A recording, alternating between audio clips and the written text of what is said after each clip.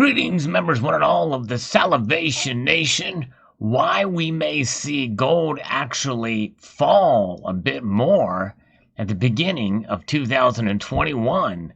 Let's explore!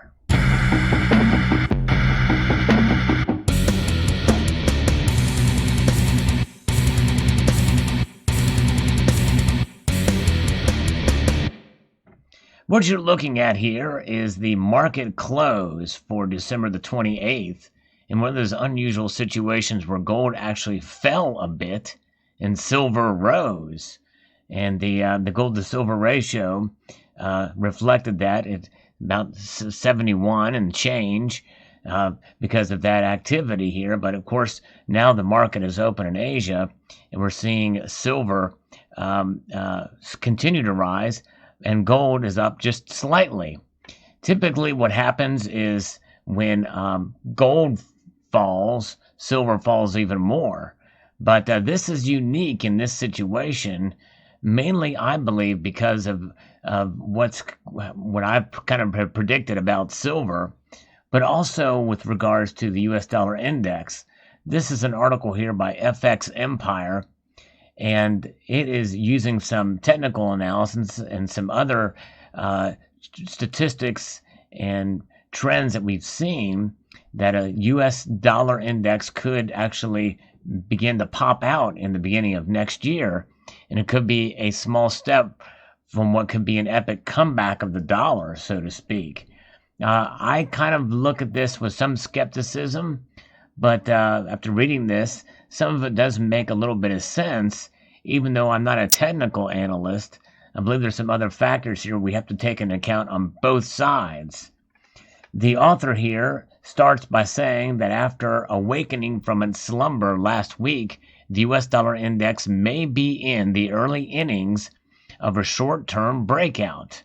Bursting with energy, the dollar basket closed on the 22nd of December above its declining resistance line. And really, we have to look at a larger area of data to be able to confirm a larger move. And so that's a confession here of the author. Francis Bacon once said, "We rise to great heights by winding staircase of small steps. Tuesday's small step may be the beginning of an epic comeback." In this week's early trading, the US dollar index moved lower and then rallied back up after touching its previous resistance line, which now appears to have turned into support. Despite the initial decline, the US dollar index is now more or less where it had started this week's trading. Its ability to reverse the initial decline appears bullish. While the dollar index traded lower to flat from December 23rd to 25th, of course, it's Christmas season, it's not going to be a whole lot of activity, although we did see some, the price action still follows a familiar playbook. In 2018, the USDX dipped below the 1.618 Fibonacci extension level before circling back with a vengeance. The initial bottom occurred in early 2018, while the final bottom was not far behind. Moreover, the 2018 US dollar index bottom also marked the 2018 top in gold, silver, and gold miners. We see that in chart 2 and 3 below. And he previously wrote that the US dollar index was repeating its 2017 and 18 decline to some extent. The starting points of the declines, as well as the final high of the biggest correction, are quite similar. The difference is that the recent correction was smaller than it was in 2017. Okay, hold on a second. Speaking of things that want to break out, like the gold or like the dollar index, the cat wants out of this room. Here, kitty. Get out of there, kitty. There. I let the kitty out. So shouldn't gold rise in this case? Considering that these technical levels here we're looking at, the 1.618 Fibonacci extension, and what's been happening in the past of the current situation, shouldn't gold soar? That would be a valid question to ask. Well, if early 2018 pattern was being repeated, let's check what happened to precious metals and gold stocks at that time. In short, they moved just a little higher after the USDX's breakdown. The moment was when the U.S. currency broke below its previous bottom in 2017. So you can easily see that gold, silver, and GDX, which is a proxy for mining stocks, were doing at that time. They were just before a major top. The bearish action that followed in the short term was particularly visible in the case of the miners. Consequently, even if the US dollar index is to decline further from here, then the implications are not particularly bullish for the precious metals market. As we approach the new year and beyond, the author expects a similar pattern to emerge. And yet the question would be is why so, considering the kind of year we've had, which is a black swan year, and we're still dealing with the coronavirus and a lot of other things. The US dollar index is after a long-term, more than confirmed breakout. This means that the long trend for the US currency is up. Secondly, the amount of capital that was shorting the US dollar index was excessive even before the most recent decline. This means that the USD index is not likely to keep declining for much longer. In addition, after last week's drawdown in gold and gold miners, the sun appears to be setting on the yellow metal. As buy the dip morphs into sell the rally, gold's downtrend is likely to resume. Furthermore, the 2018 analog signals for the SPX's S&P 500 index days are also numbered. If you analyze the chart above, you can see the USDX bottom coincided with the SPX top. Fundamentally, the USDX is also poised to pop. And we're going to tackle that here after we finish reading this, questioning it here. On Tuesday, the 22nd, there was a misguided narrative plaguing the U.S. dollar. In short, with liquidity spigots on full blast around the world, the U.S. isn't the only region expanding its money supply. Currencies trade on a relative basis. In other words, it's all against each other. That's why the breadbasket of currencies, why essentially the dollar is the cleanest shirt in the dirty laundry pile. The European Central Bank has more assets on its balance sheet than the U.S. Federal Reserve. And after another update, the European Central Bank spending spree has now reached a record 7 trillion euros. The December 22nd ECB chart was relative to the Fed, so both balance sheets were presented in U.S. dollars. The chart below depicts the ECB's balance sheet in euros, and there you can see that big spike there. Week over week, the ECB's balance sheet increased by 59. There's a larger view of that. Billion euros. But the real story is the ECB's total assets now equal 69% of GDP for the Eurozone, nearly double the Fed's 35%. So while the European and USD clawed back some of its early week losses after the EU and the UK reached a Brexit agreement, its prior 3-day downtrend from the 18th to the 22nd is likely to continue. Remember, movement in the euro accounts for nearly 58% of the movement in the US dollar index.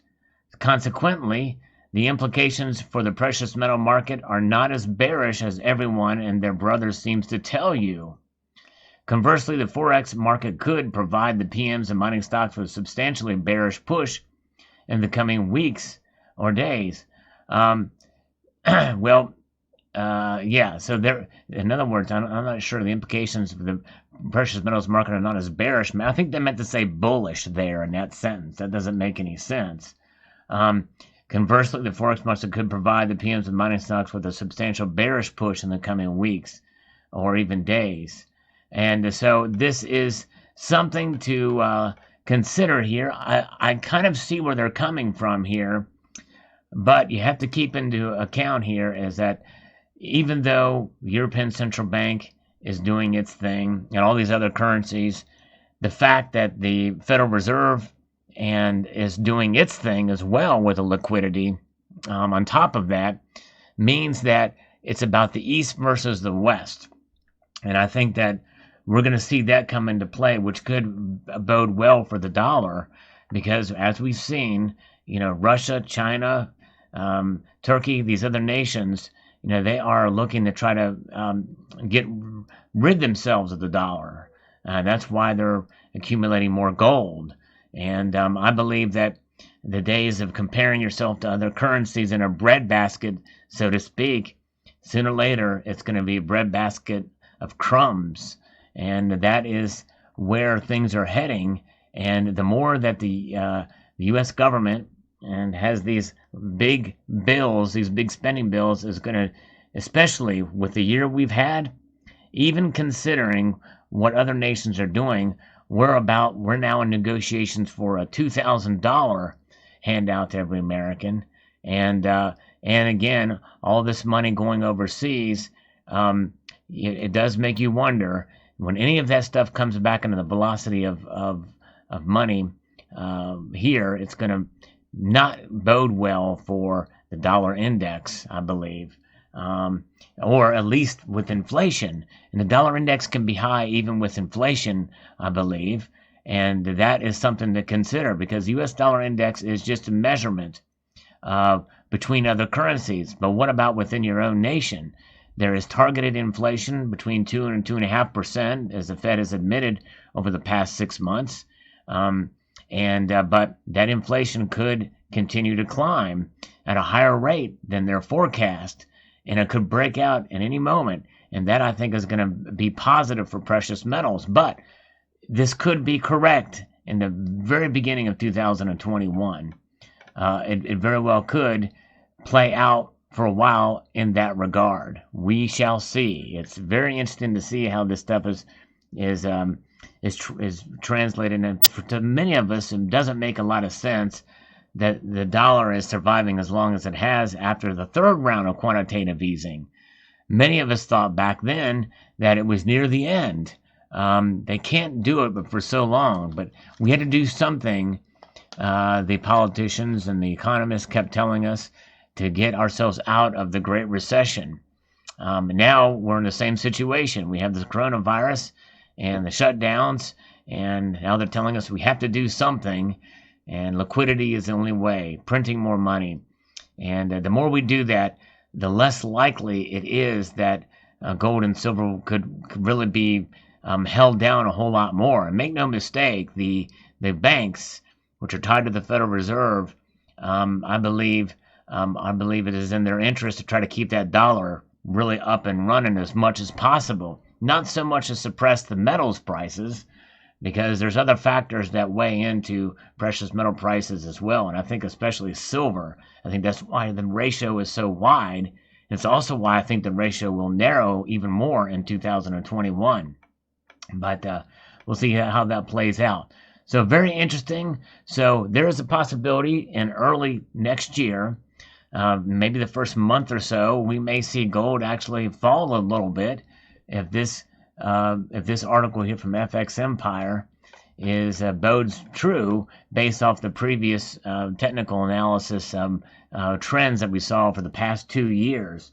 But I do think it's very difficult to make that kind of prediction considering what we have dealt with, even with the other banks and other central bankers adding liquidity measures at a greater rate than we are.